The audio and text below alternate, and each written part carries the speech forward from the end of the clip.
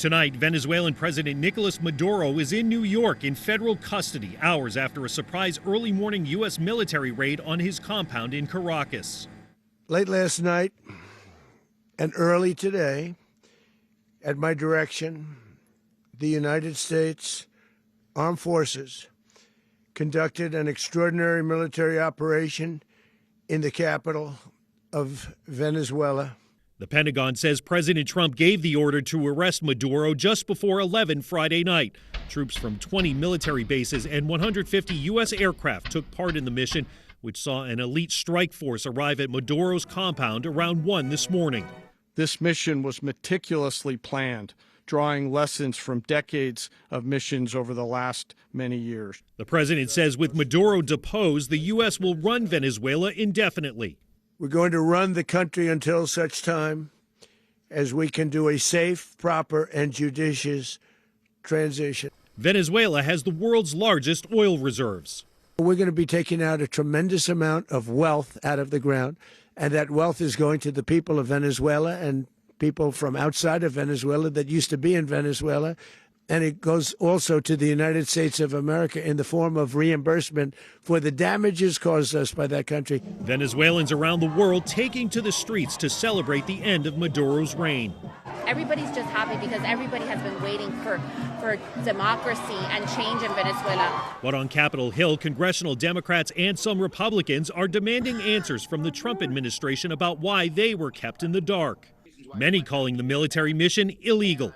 Now they're saying they were going to occupy a foreign country, we're going to run it from the United States, and that we're going to steal their oil.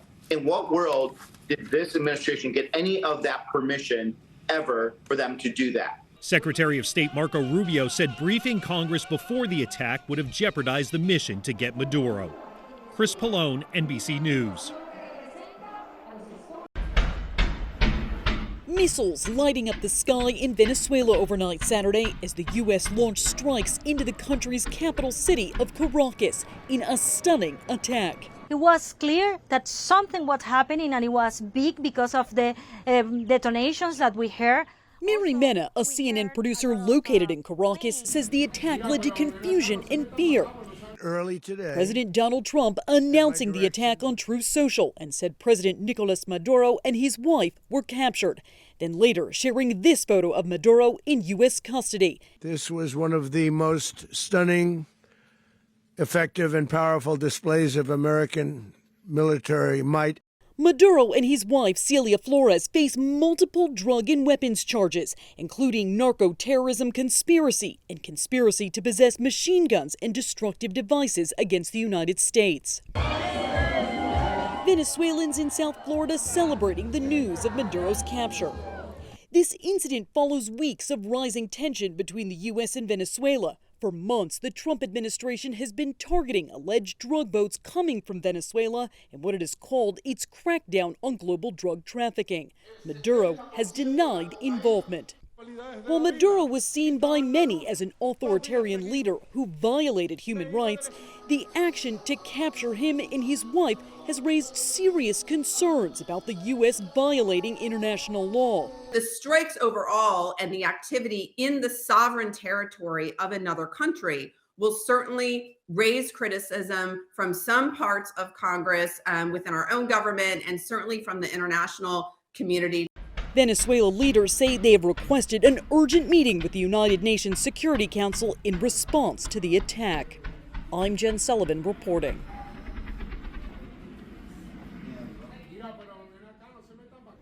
Well, first of all, as I was listening to President Donald Trump, what he was saying about 150 airplanes participating, helicopters, it was remarkable how that appears to be what really happened, because if I remember what happened during the early hours of the day, it was something like that, like I hear multiple planes and helicopters and a rumbling loud sound in Caracas for about 45 minutes. The reaction, there's no immediate reaction from Venezuelan government officials. We heard from them early in the morning. We haven't seen them because they have appeared on national television over the phone, but not in presence. The state channel keeps sending a message of tranquility, of peace, showing images of the country in peace, and also saying that some government supporters are gathering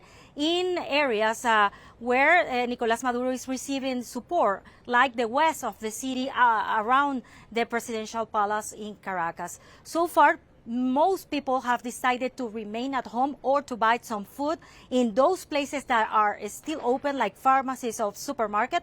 But the majority of Venezuelans are following the news through international channels like CNN. The flow of information usually keeps running easily and more freely through international TV stations in Venezuela. And we need to remember there are more than 8 million Venezuelans abroad living in outside of the country that have migrated, and they have many family members calling them and telling them what they are seeing through international channels.